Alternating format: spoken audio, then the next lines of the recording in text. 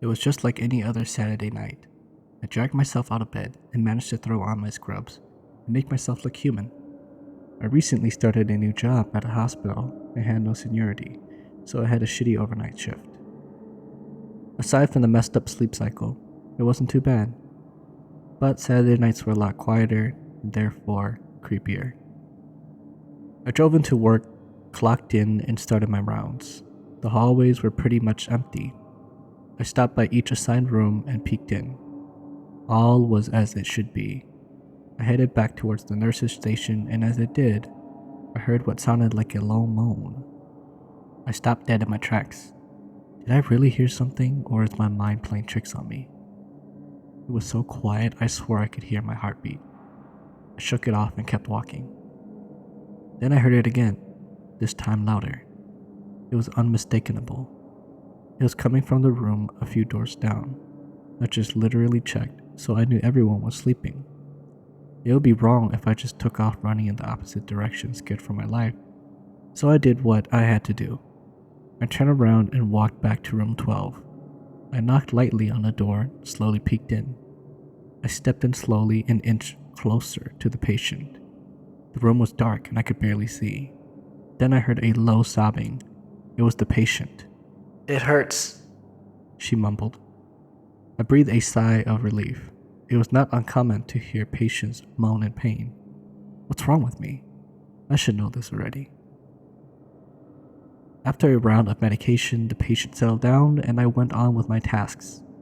I had to restock the supply room and hated doing so, partly because I had to go all the way down the hall and around the corner to grab what I needed. No use getting out of it, so I grabbed my list and headed down the hall. I rounded the corner and rushed into the room to grab my stuff.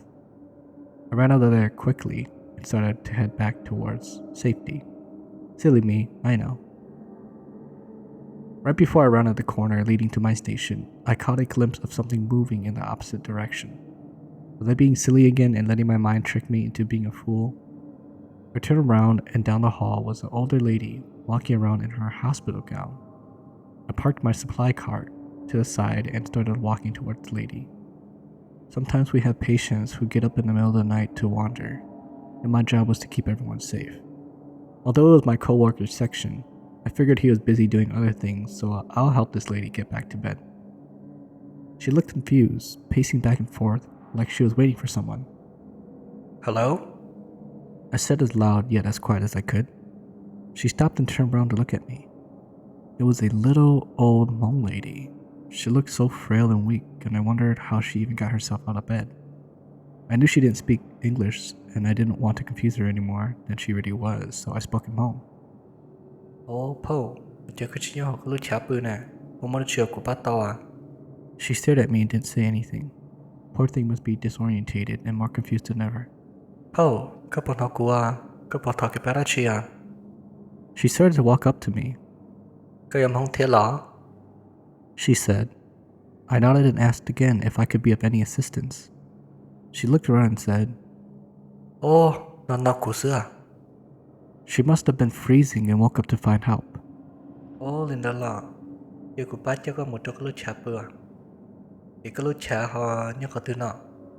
She started to shake, and I saw what looked like fear in her eyes.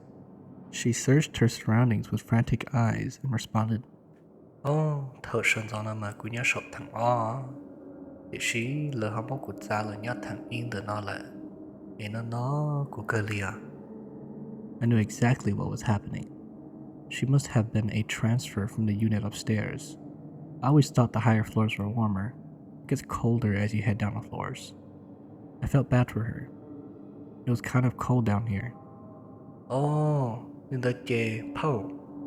Giờ ở lưng mù trong trả khách chai của mà lấy mua ý đại bạn gì đâu coi có thể chỉ to. I said. She started to breathe really fast. Oh, của chị mù nè. Người ta tì thiên nó nói, thật có chắc tệ mua của cho họ à. Nó bắt chạy ở cửa tay lìa, cũng đến chai lìa. At this point, I thought about paging the nurse, but decided against it, because she wouldn't be able to speak Hmong anyways, and this would further upset the patient. I tried to convince her to lead me back to her room. I guess I could have ran to the desk to find out who she was and where her room was. but I didn't want her to wander off. พอกับพระเจ้ากุโมโชกุลุกุชาปตาวาจะกูจะนึกตัวชิวกูเอและจิบอกกู I couldn't just take her to a different unit. She was here for a reason, so I lied.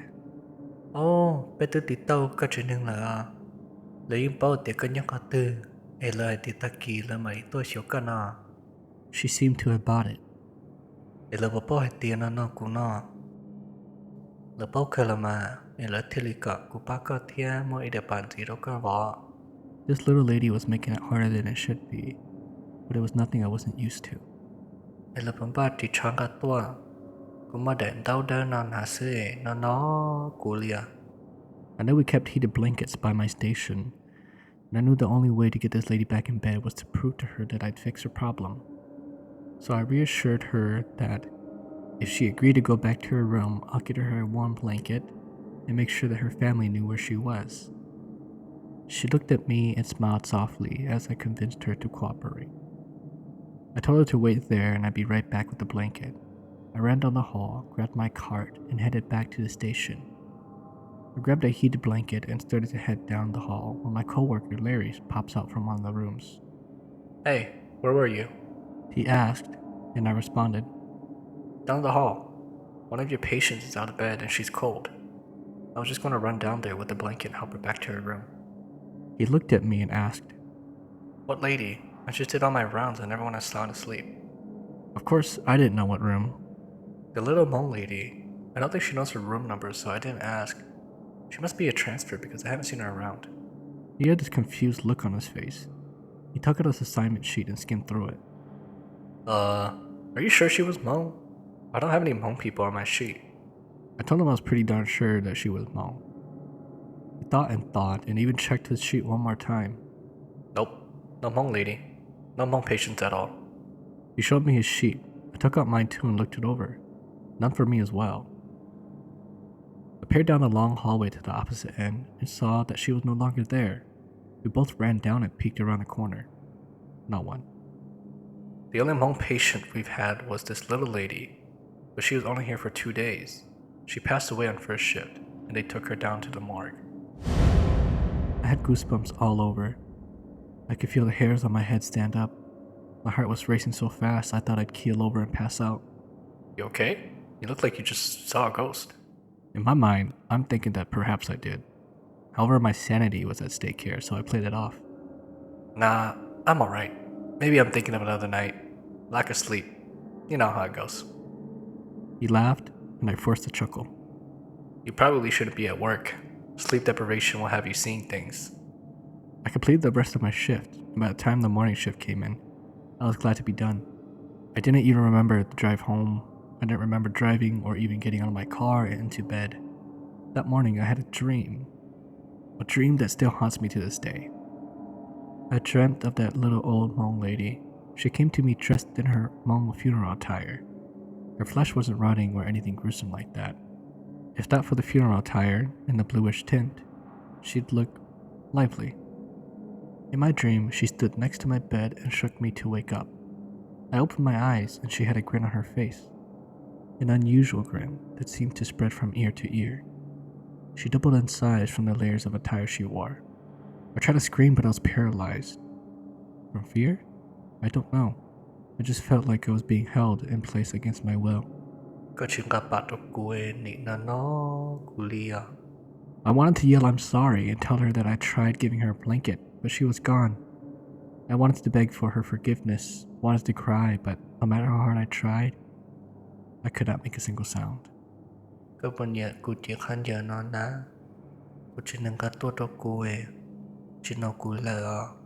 She squealed and started to laugh. She started to lean closer to my face, and I smelled it. Rotting flesh. It smelled like meat that's been left out too long. The closer she leaned in, the more pressure I felt on my chest. I couldn't scream or move, but how did I ever try? I started to cry and prayed in my head. I prayed I would wake up from this nightmare. She kept getting closer and closer.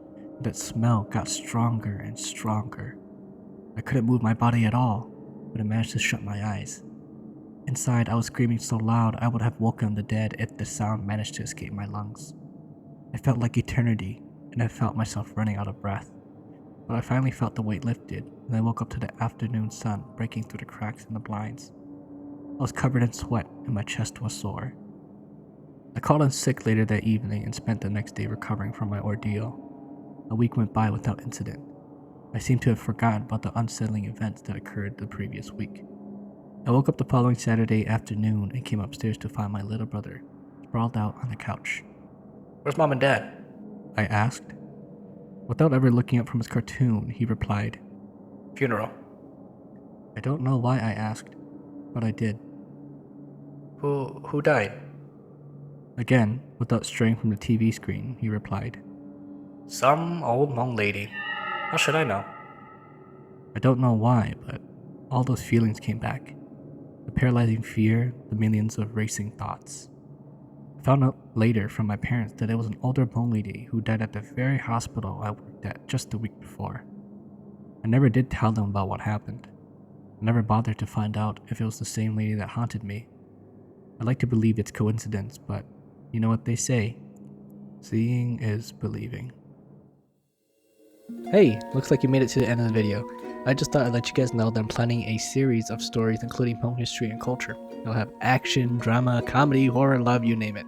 Taking a little longer to write up, but I promise it will be entertaining. Anyways, make sure you leave a like and subscribe, and click that bell notification if you haven't already, and I will see you another time. Thank you.